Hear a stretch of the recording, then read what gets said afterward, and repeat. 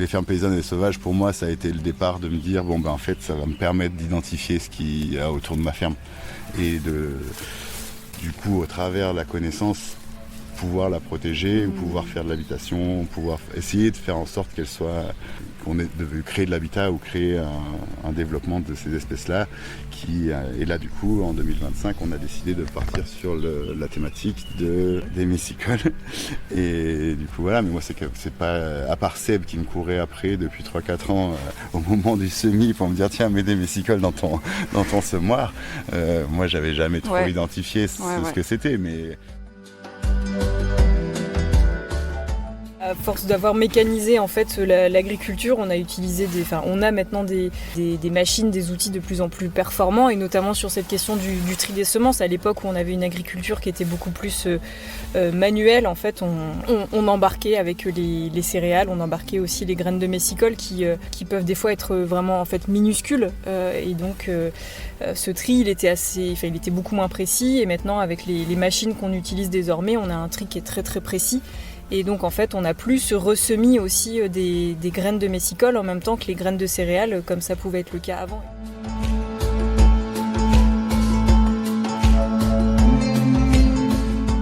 Les plantes dont nous allons parler sont arrivées en France avec la diffusion de l'agriculture au cours de la période néolithique il y a environ 6000 ans. Les variétés de blé et d'orge, originaires du croissant fertile, ont voyagé vers l'Europe au rythme de 1 km par an environ, suivies de près par les messicoles, ces plantes qui, étymologiquement, habitent les moissons. Aujourd'hui, on considère comme messicoles des espèces annuelles à germination hivernale ou pré-hivernale et dont le cycle se calque sur celui des cultures au sein desquelles elles se développent. Alors que les adventices correspondent à l'ensemble des plantes qui se développent dans une culture sans y avoir été semées, la notion de messicole introduit un lien plus fort avec la culture, puisque ces dernières se développent préférentiellement dans les champs cultivés. La majorité des messicoles a régressé en France à partir des années 50. Regroupement des parcelles entraînant la réduction des linéaires de bordure où les messicoles peuvent se réfugier, généralisation des herbicides, labour profond, augmentation des rendements avec des céréales de plus en plus denses dans la parcelle, ne laissant de place qu'à très peu de plantes, ou encore raréfaction de l'utilisation des semences de ferme. L'accélération des changements de pratique a un effet important sur la présence et la dynamique de la flore messicole. Ces informations proviennent du site plantemessicole.fr et du plan d'action en faveur des plantes messicoles en région Auras, produit par le Centre botanique national alpin. Vous retrouverez toutes ces infos dans les notes de l'épisode. Si ce n'est pas encore fait, je vous invite à écouter d'abord la première partie de ce reportage, l'épisode 170, pour bien comprendre le contexte de réalisation de cet épisode. Ce reportage a été financé par les fermes paysannes et sauvages via un financement Terre de Liens et également par l'association Réensauvager la ferme. Je m'appelle Opaline et j'anime le podcast Agroécologie voyageuse qui met en lumière celles et ceux qui régénèrent la terre. Et je vous souhaite une très belle écoute.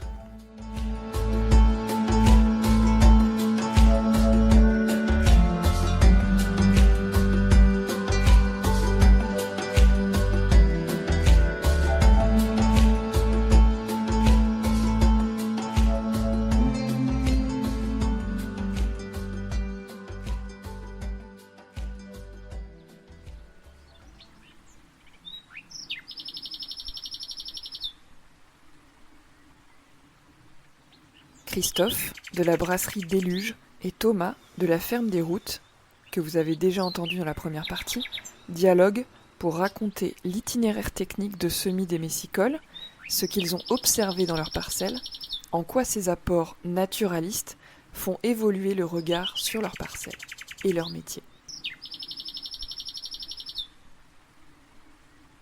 Christophe, céréalier, en partie, avec culture de céréales et houblon, malterie et brasserie sur la ferme.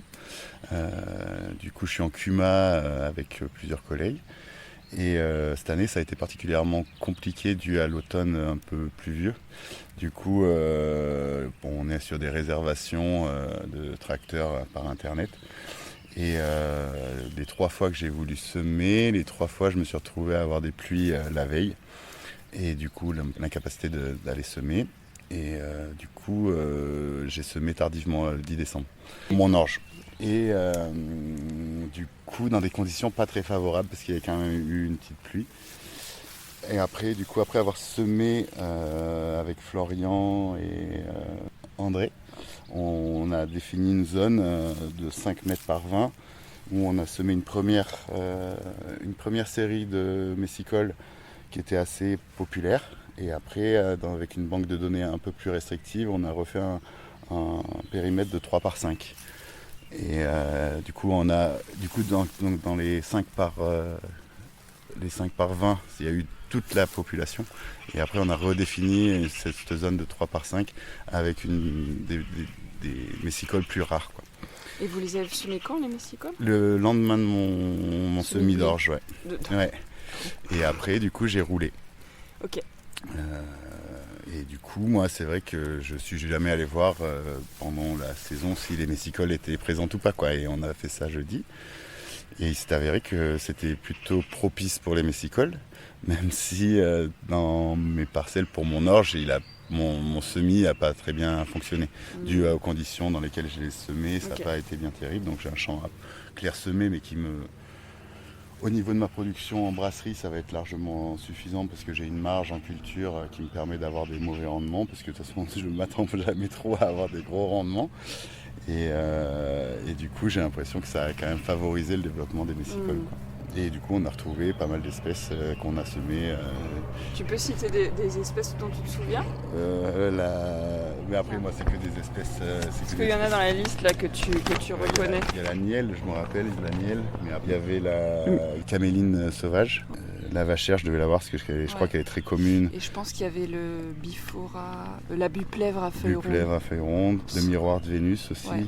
C'est quand même un sujet que j'ai découvert avec les fermes paysannes et sauvages. Et ça t'apporte quoi alors de découvrir ce sujet ? Ça, c'est un peu inhérent à l'assaut des fermes paysannes et sauvages. J'ai l'impression, moi, je viens d'un secteur de l'industrie. Et je suis parti du constat, ça fait 15 ans que je suis paysan et que finalement, je connais pas trop ce qui m'entoure. Et que j'ai l'impression que si on veut avoir des accès, du moins les fermes paysannes et sauvages, pour moi ça a été le départ de me dire en fait ça va me permettre d'identifier ce qu'il y a autour de ma ferme et du coup au travers de la connaissance pouvoir la protéger ou pouvoir faire de l'habitation, pouvoir essayer de faire en sorte qu'elle soit de créer de l'habitat ou créer un développement de ces espèces-là. Et là, du coup, en 2025, on a décidé de partir sur la thématique des messicoles. Et du coup, voilà, mais moi, c'est pas, à part Seb qui me courait après depuis 3-4 ans, au moment du semis, pour me dire, tiens, mets des messicoles dans ton semoir. Moi, j'avais jamais trop identifié ce que c'était, mais voilà, c'est quand même une sacrée influence et que du coup, moi, je me posais pas de questions.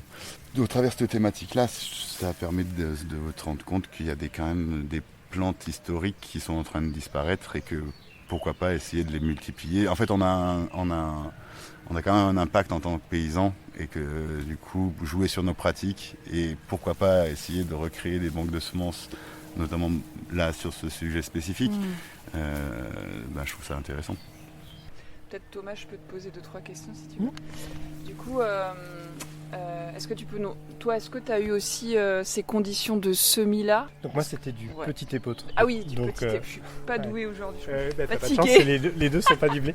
Donc moi je suis céréalier avec transformation farine et pain à la ferme.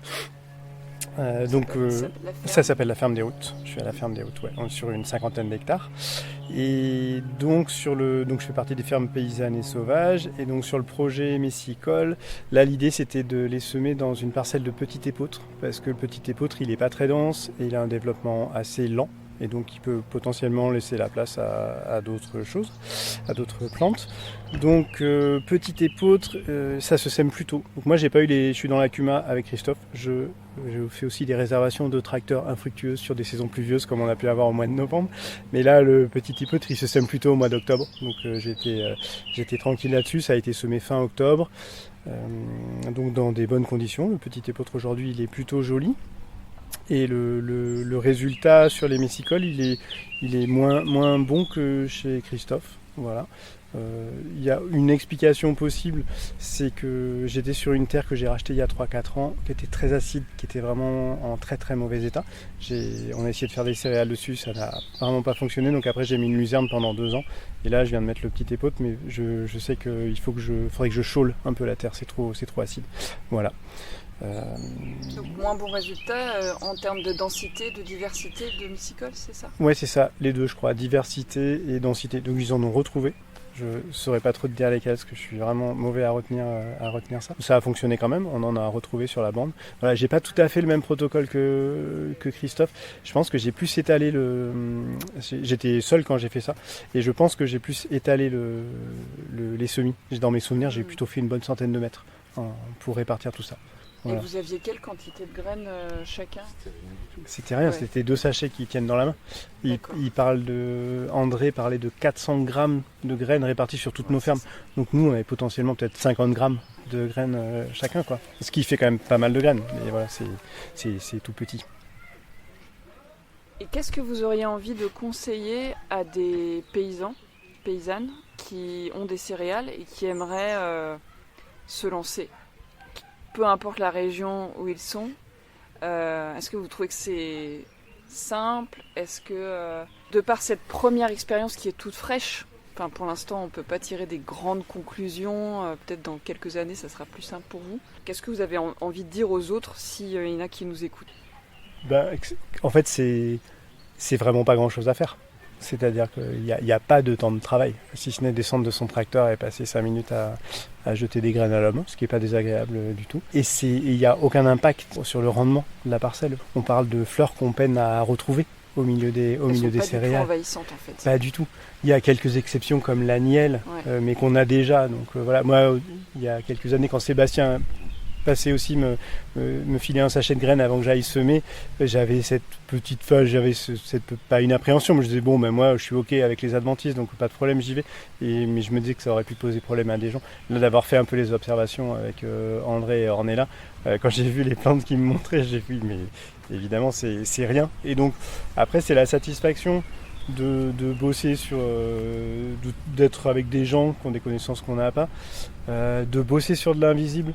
C'est pas inintéressant parce que c'est un peu l'idée des fermes paysannes et sauvages, c'est que ce qui nous aide à faire nos cultures, ce qui aide notre ferme à fonctionner, c'est des choses invisibles pour la plupart. Nous on voit la petite partie du visible et donc là on refait un petit peu, pas de l'invisible puisque si on fouille on peut le voir, mais pour nous si on fait pas gaffe dans l'année, moi je les avais pas vus jusqu'à ce qu'on fasse une observation, c'est absolument impossible. Voilà. Donc voilà ce que je peux dire, c'est pas grand chose et c'est plutôt sympa. Et peut-être qu'en fait ces quelques graines là qui n'ont pas donné grand chose aujourd'hui, elles vont peut-être faire leur vie en fait. Peut-être qu'elles vont avoir de l'impact plus tard. Donc pourquoi pas quoi. Tu veux dire quelque chose ? Je sais pas trop comment le formuler. Mais dis-moi, en tout cas pour des gens qui ont envie de se lancer, peut-être le plus dur c'est de trouver de la semence en fait. C'est peut-être la difficulté. Nous ça va qu'on est dans ce réseau-là et que cette thématique elle s'est ouverte un peu à nous grâce à ce réseau de fermes paysannes et sauvages et que du coup il n'y a pas trop de contraintes, au contraire, et ça va créer de la biodiversité parce qu'avec les messicoles il y a aussi un auxiliaire de vivant qui vient avec du moins un package quoi. Nous, on a là aujourd'hui, mener ces actions-là, elles ne nous coûtent rien, quoi. C'est facile, quoi. Quelqu'un qui a envie de se lancer, du moins qui a envie de qui réfléchit sur cette problématique-là, il va le faire, je pense. Parce que s'il y réfléchit déjà, c'est qu'il en est convaincu. Du moins, après, c'est comment toucher des gens qui connaissent pas tant cette problématique et comment amener ces réflexions-là autour de ces intérêts-là, de ces enjeux-là, qui est peut-être le plus dur finalement. D'où ce podcast. Et d'ailleurs, c'est simple, mais il y a quand même des petites choses à savoir pour qu'elle se développe.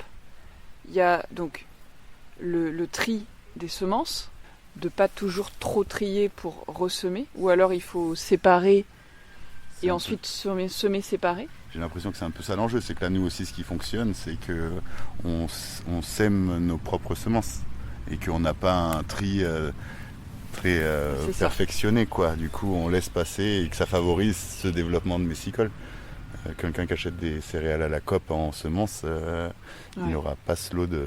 C'est l'impureté qui favorise la robustesse. Ouais.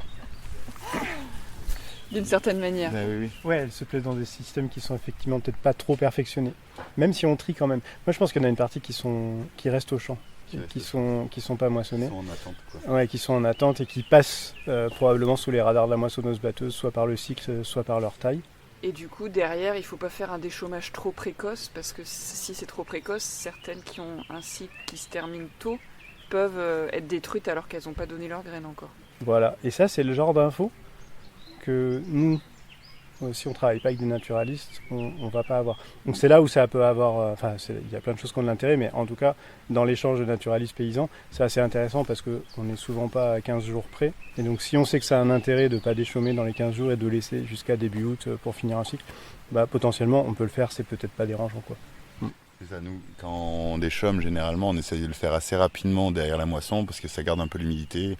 Le travail du sol est plus facile à faire, du coup, parce qu'il est encore un peu humide, on arrive à rentrer facilement. Si là, on doit laisser 15 jours pour favoriser ça, je pense pas que ça pose problème à personne. C'est ce que tu vas faire là derrière. Moi, c'est ce que je vais faire, ouais. Carrément. Mais du coup, voilà, c'est comme dit Thomas, c'est qu'on a des gens qui nous ont dit ce serait bien de laisser 15 jours pour favoriser la croissance, du moins le développement de ces plantes-là. Et ça, on a la chance d'être entouré, c'est ça qui est intéressant, quoi. Chouette. Et entre paysans, je pense qu'on peut se filer des astuces, mais en fait, on n'a pas ce savoir-là, quoi. On peut se filer d'autres astuces, mais pas celui-là, quoi.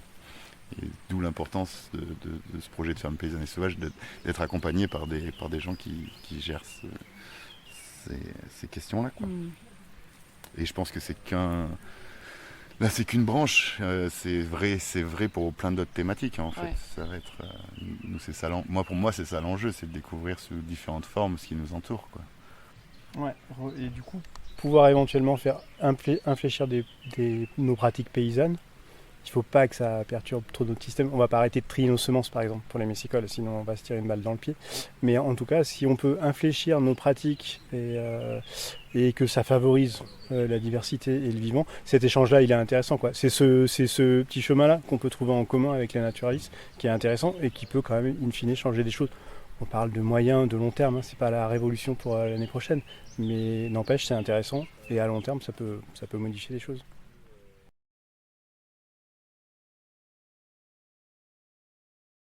Épinaire annuel, grand coquelicot, Alchémile des champs, caméline, Cuscute volubile, Miroir de Vénus, Crémile des champs, miroir de Fumeterre Vénus, de Vaillant, Ornithogale penché, peigne de et Vénus, Épière annuelle. Miel des blés, Jouet du Miel vent, des blés, vachère, Alchémille des champs, bleu et des champs, pied pied d'alouette royale, d'alouette royale, buplèvre à feuilles rondes, renoncule des champs, tulipe des bois, épière annuelle, cuscute volubile, ibéride peinée. Le fait que les messicoles ont coévolué avec les paysans et paysannes depuis la nuit des temps, c'est quand même, je trouve ça très beau. Alors c'est le cas pour beaucoup d'espèces d'oiseaux notamment qui sont inféodées aux céréales, mais qu'elles ne peuvent que vivre s'il y a des céréales, et en plus avec un léger travail du sol. Les gens qui font du semi-direct par exemple, ont beaucoup moins de probabilité d'avoir des messicoles, encore plus s'ils utilisent du glyphosate évidemment. Mais en fait, le travail du sol est une pratique paysanne ancestrale. Le semis aussi pas trop dense. Enfin, avant c'était moins dense que les champs conventionnels d'aujourd'hui. Et que si on est dans la performance justement, il n'y a pas de messicole. Et souvent aussi par rapport à un sol, j'ai l'impression, plus on amende pour avoir du rendement, plus c'est concurrentiel au messicole et plus on favorise pas un terroir propice, quoi. Et que nous, c'est vrai que moi j'ai la chance de valoriser ma céréale qui fait que je cherche pas tant des gros rendements. Je cherche de la qualité, mais j'ai une marge de manœuvre par rapport au rendement. Du coup, c'est des coûts de production, c'est des passages en plus que finalement je m'évite et que je trouve que au final, si on sait que ça favorise aussi au messicole, c'est toujours intéressant, quoi. Ouais. Et après, il y a peut-être une communication auprès des buveurs de bière et des mangeurs de pain là-dessus aussi. Après les buveurs de bière, ouais, c'est pas évident. C'est pas évident parce qu'il y a tellement peu de paysans, contrairement aux paysans boulangers. Il y a beaucoup de paysans boulangers. Du coup, le paysan boulanger est reconnu par son travail. Ça, moi, je suis quand même noyé dans le milieu de la brasserie. La partie agricole, ils comprennent pas, ils savent pas ce que c'est qu'une malterie, à quoi ça correspond. C'est pas si évident d'être reconnu en tant que paysan brasseur. Ouais. Moi, pour les 3/4 des gens, je suis brasseur, sauf des gens qui sont un peu proches, quoi. D'accord, ok, c'est intéressant. Et ça fait partie du jeu. Moi, je le fais pas pour les consommateurs. Un petit bleuet sur la bouteille de bière. Pour moi. Ouais, je communique, mais bon, voilà. Et toi, les messicoles, c'est quelque chose que tu connaissais? Je connaissais pas du tout. C'est la création de Moi, je savais que ça avait un lien avec l'agriculture, je savais que c'était des plantes, mais je pensais que c'était lié au miel. Enfin, j'y connaissais rien du tout. Je confondais messicole et pas apicole, mais mince. Oui. Qui permet de faire du miel. Mellifère. Ouais. Voilà. Mais en fait, Messidor, c'est la déesse des cultures. Et comme il y avait la statue de Messidor dans le lycée agricole où je bossais. Et tu vois, à lire ça, en fait, je trouve que finalement, ce qu'on fait là, ce qu'on dit, c'est que ça va pas changer nos chants, tu vois, mais on met un petit peu de poésie finalement dans nos cultures. Ouais. Plutôt que. Il y a un peu de ça, quoi. Ouais. Que un nom de blé hybride ou de d'orge hybride.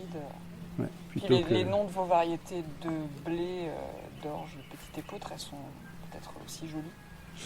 Ouais, en blé c'est sympa aussi. Des Touzelles, je sais plus, moi j'avais un mélange de 13 blés, j'ai plus tous les noms en tête. Rouge de Bordeaux. Ouais, rouge de Bordeaux. Plus classique, quoi. Ouais, non mais là franchement, ils se sont donné du mal. Chouette, c'est canon. Ça vaut le coup effectivement. Jouet du vent, c'est très poétique. Mais en fait, moi je trouve, tu vois, moi de me dire qu'il y a des gens, ils passent leur vie entière à réfléchir sur la messicole. En fait, de dire si tu peux contribuer à leur travail, tu vois, si tu peux leur donner une base de données en plus, et ben en fait, je trouve ça trop bien, même si tu n'en as jamais entendu parler, quoi. Oui. Tu vois, il y a quand même un truc, c'est une petite contribution, mais aussi au final, ça peut aider à avoir des chiffres ou des espèces qui.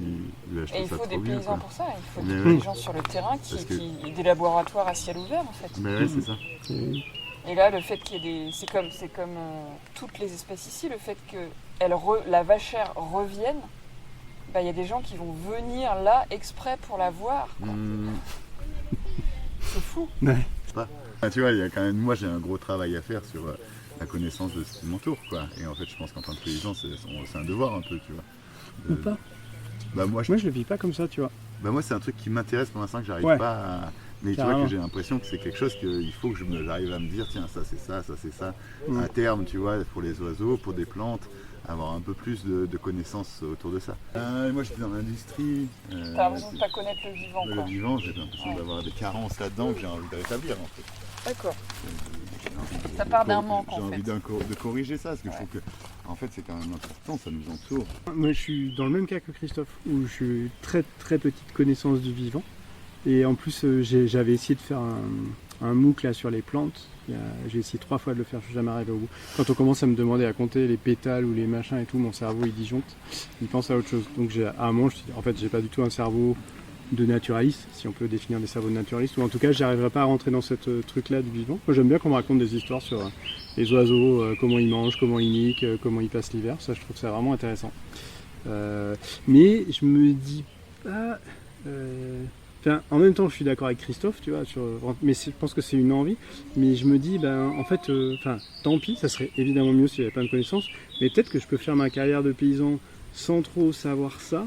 Mais du coup, en interaction avec, par contre, aller quand même prendre de l'info pour pas faire n'importe quoi. Mais en fait, le truc me paraît tellement immense en connaissance. Moi, ça me fascine, ces gens qui regardent un oiseau, qui savent ce que c'est. T'es dans un champ et tu fais attention, là, il y a un nid de caille, je sais pas quoi. Enfin, tu vois, il y a une quantité de choses à voir. Enfin, ça me paraît trop loin. Donc, j'ai fait une croix dessus, en fait. Sur le, carrément. Oui. Je suis pas dans ferme paysanne et sauvage en me disant dans 10 ans, j'aurai une grande connaissance, parce que je me suis aussi mis dans la tête que ça rentrait pas trop dans mon cerveau. Donc, je me... Tu y es plutôt en te disant que si ma pratique paysanne peut servir le vivant, sans avoir besoin de tout connaître, c'est déjà bien. Ouais, c'est ça. On a échangé avec Florian sur les papillons. Voilà, moi je lui posais les questions sur du coup qu'est-ce qui va se passer quand je vais broyer et à quel moment et machin quoi. Je pense qu'il y a des paysans qui avant effectivement passaient leur... Mais on grandit sur une ferme aussi, moi j'étais dans le BTP avant donc c'est pareil. Qui ont grandi et qui eux savaient à quel moment ils allaient détruire telle espèce d'oiseau, tel machin.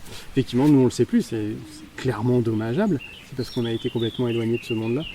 Déjà on est céréalier, donc c'est pas comme être maraîcher. Quand tu es dans tes champs, tu es souvent sur ton tracteur et tu avances à 5 km/h. Tu n'es pas en train de voir les petites plantes. Et surtout souvent on n'est pas dans nos champs. Enfin moi la plupart du temps je suis pas dans les champs. Je suis sous mon hangar, je fais de la farine, je répare un truc. En fait le gros de mon métier c'est 200 heures de tracteur par an. Oui, la capacité d'observer, elle est liée aussi à ton système, à l'orientation que tu as choisie, à la diversité de la ferme. Seb, il y a l'argot, il y a l'élevage, etc. Moi, je suis un peu dans les mêmes schémas avec la transfo. Et moi, c'est les houblons qui, pour le coup, me rallient à ça, parce que c'est vraiment une période que je suis dans le champ et que je trouve hyper agréable ce moment-là au printemps de devoir bosser sur mes houblons et d'être les mains dans la terre et pas les mains dans l'huile en mettant les connectiques des outils de tracteur, quoi. Parce qu'en fait, le tracteur, c'est quand même le mécanisme, quoi. C'est pas le même rapport que d'avoir d'être. L'herbe, ça sert surtout à nettoyer la graisse qu'on s'est mis sur. Ouais, voilà, c'est ça. C'est clair. Dans la voiture entre la visite de la parcelle de Christophe et celle de la ferme du Grand Laval, j'ai eu un échange avec Ornella Christo et sa collègue Lucille du Centre botanique national alpin, car je me demandais si les plantes messicoles pouvaient avoir leur place dans des fermes céréalières où le travail du sol est très limité, voire supprimé. Elle m'explique aussi dans quelles conditions les messicoles ont coévolué avec les céréales cultivées, pourquoi les messicoles disparaissent et donc comment les favoriser.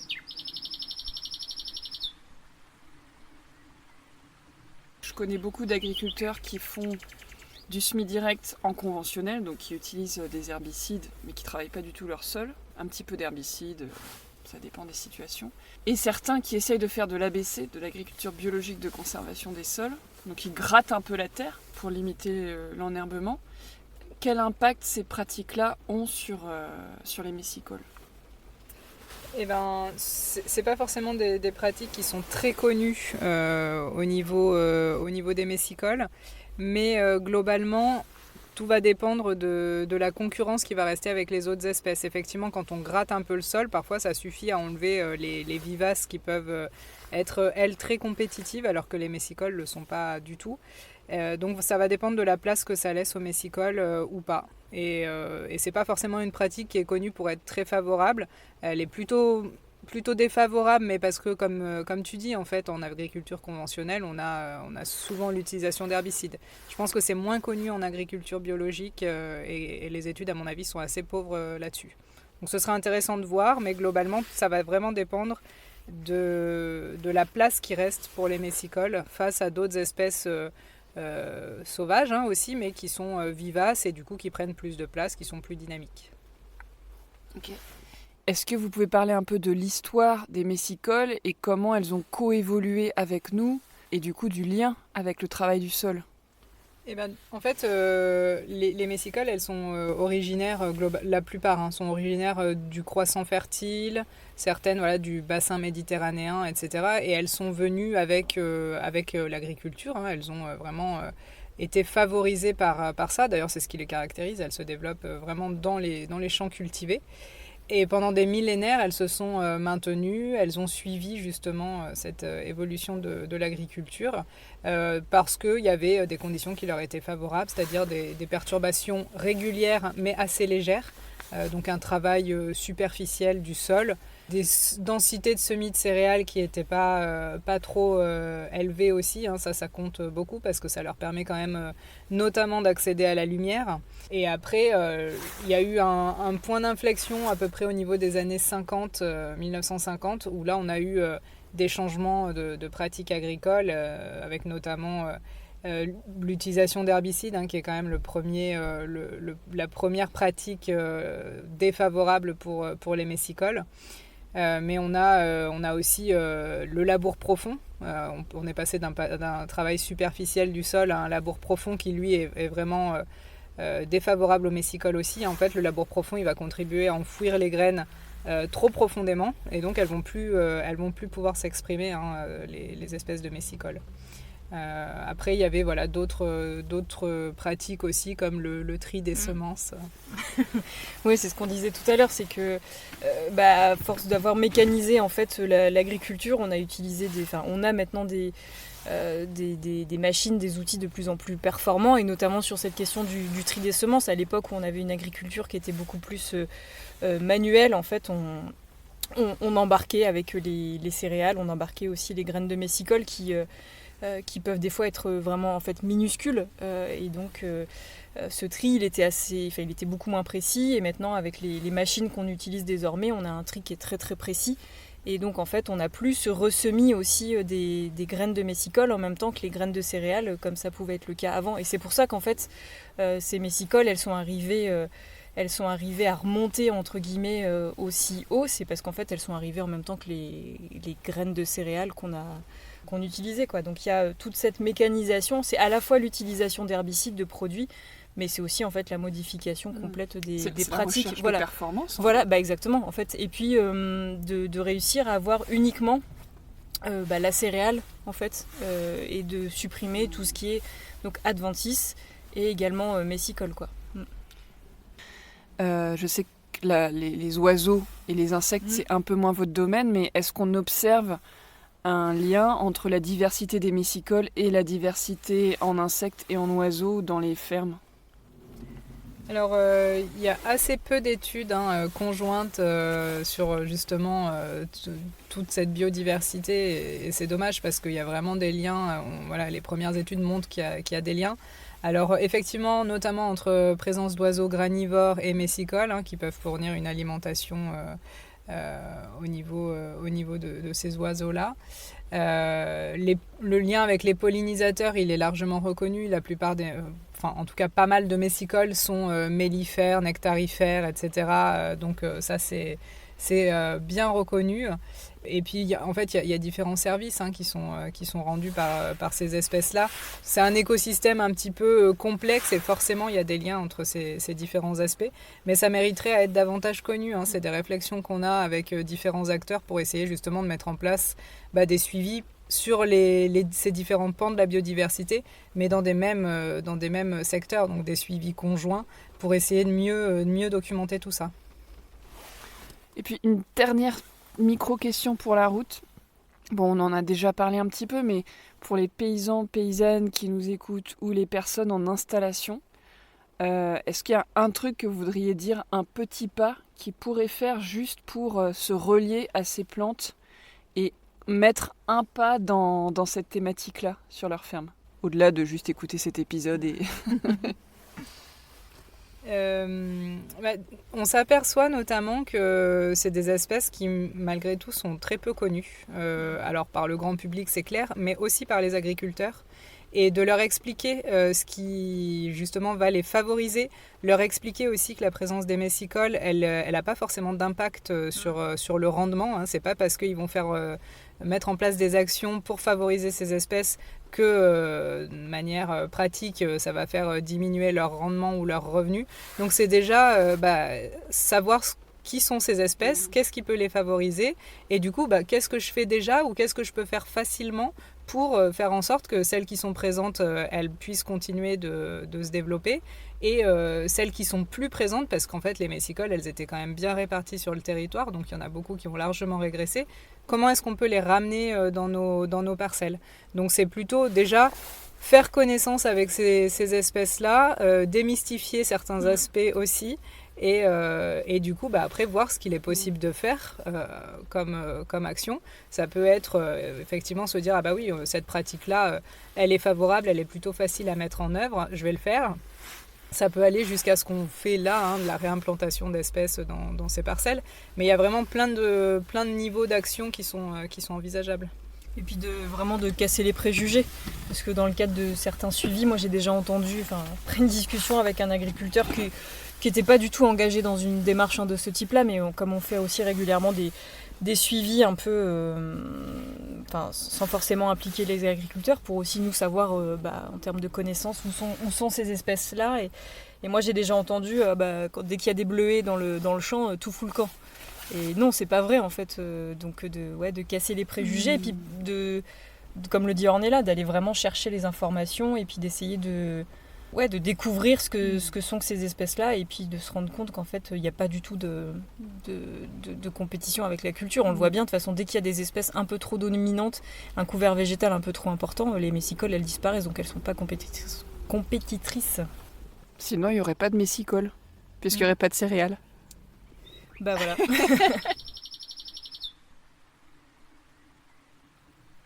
Pendant le repas, j'ai demandé à Florian si le semis sous couvert était compatible avec les messicoles. Florian m'explique que dans une des parcelles de Guilherme, à la ferme des Places, une luzerne a été semée sous une orge. L'orge et la luzerne, en première année, étaient plutôt aérées, du fait d'une parcelle assez pauvre. Et des messicoles étaient donc présentes. Sur une parcelle plus riche, si la céréale est bien implantée et que la luzerne est plus développée, cela devient plus compliqué pour les messicoles. Et la luzerne restera plusieurs années, limitant le potentiel d'expression des plantes messicoles. Ornella me rappelle que ce genre d'itinéraire technique mériterait d'être plus étudié et que ce genre de pratique n'aura pas le même impact sur les populations de messicoles si elles sont mises en œuvre sur des parcelles où les messicoles sont déjà bien implantés ou sur des parcelles où cela fait seulement 1, 2 ou 3 ans que le messicole revienne.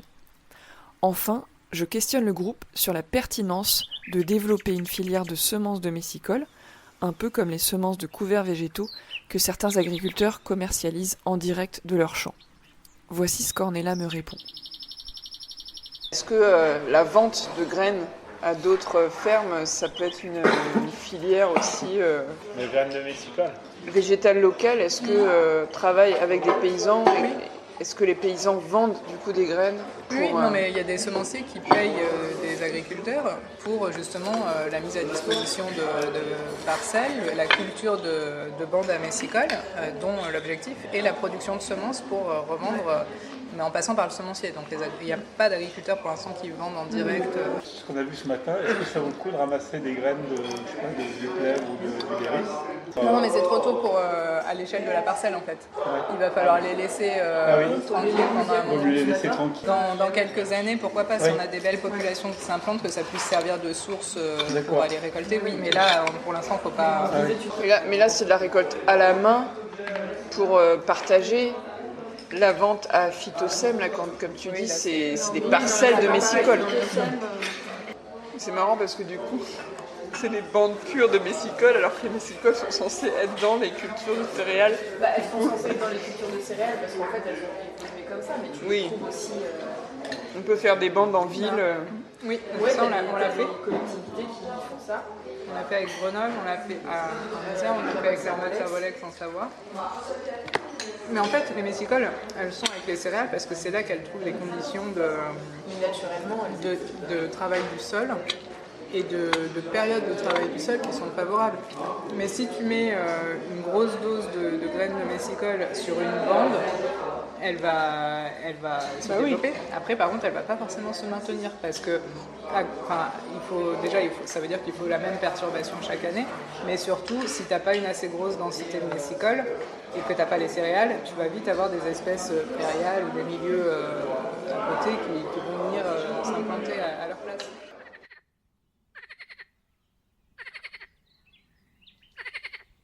Quelques semaines après mon passage, le groupe a récolté des semences dans plusieurs parcelles.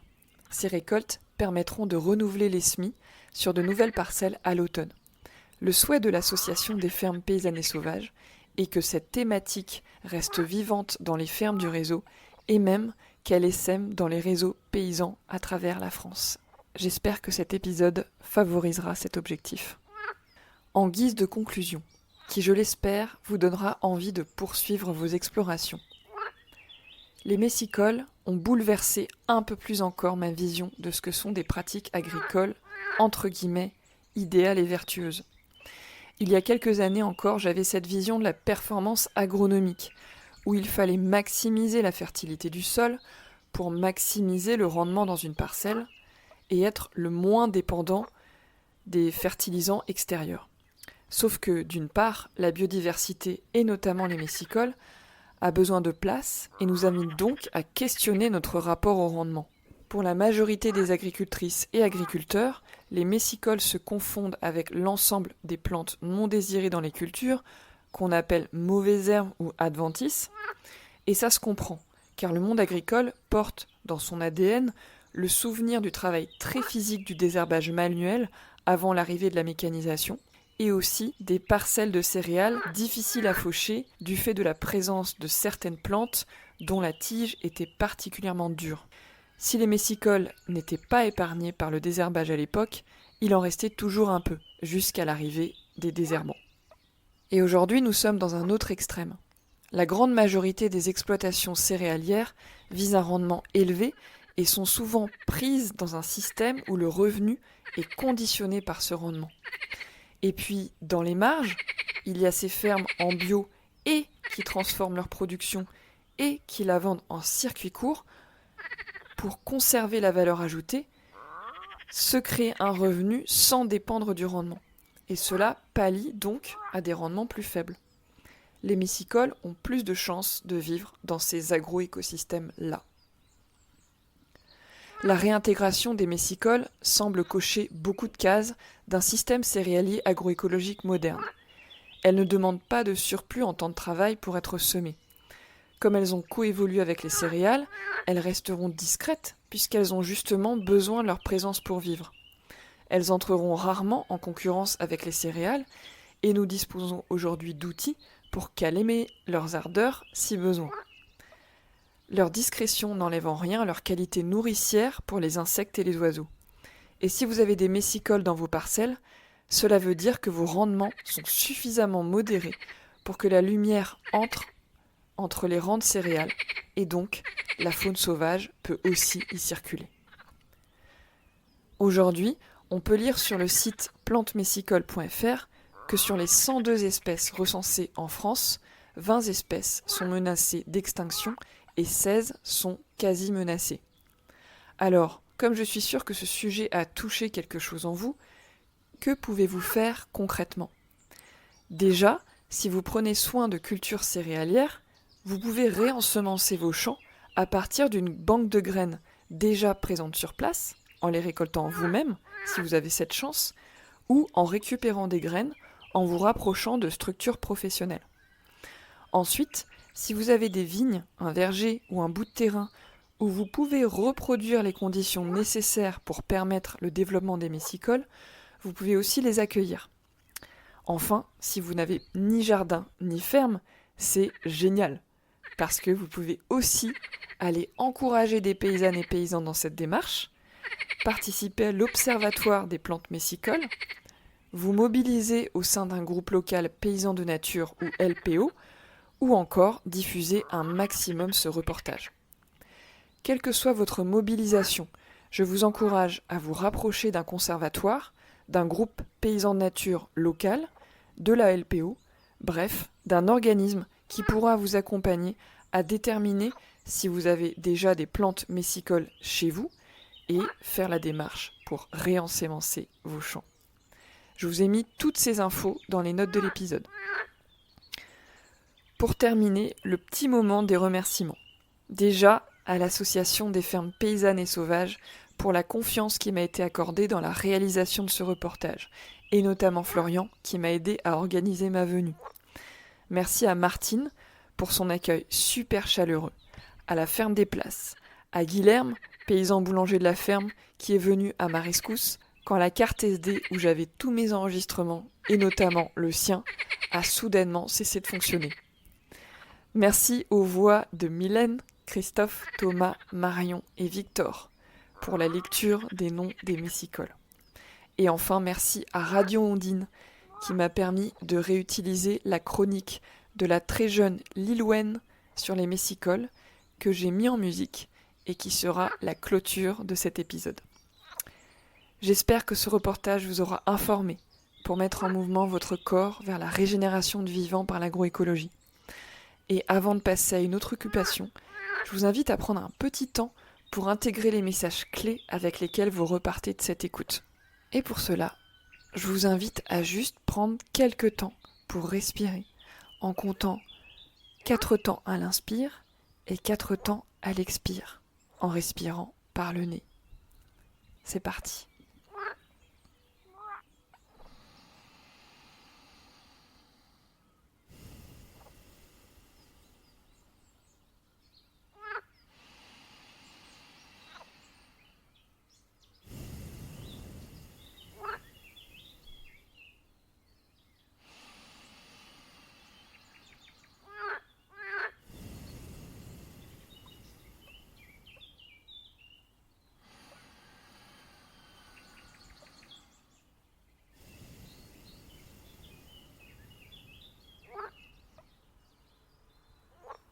Alors, comment vous sentez-vous ? N'hésitez pas à noter les 3 apprentissages clés avec lesquels vous repartez suite à cette écoute. Et si cet épisode vous a plu, je serais très heureuse d'avoir vos retours via un commentaire sur Spotify ou YouTube. Pour aider à la diffusion de ce podcast, vous pouvez mettre 5 étoiles sur votre plateforme d'écoute ou encore l'envoyer à 3 personnes qui pourraient se nourrir de son écoute. Le podcast Agroécologie Voyageuse est indépendant et dépend de vos dons et aussi des associations pour lesquelles je fais des prestations. Vous pouvez soutenir les prochains épisodes via le lien Tipeee en description. À bientôt et pensez à mettre les mains dans la terre régulièrement. Elle en a besoin et vous aussi. Merci à Radio Ondine qui m'a permis de réutiliser la chronique de la très jeune Lilwen sur les messicoles que j'ai mis en musique avec le concert des oiseaux joué par Jean-Baptiste de Bousset et Michel Blavet de la compagnie La Rêveuse.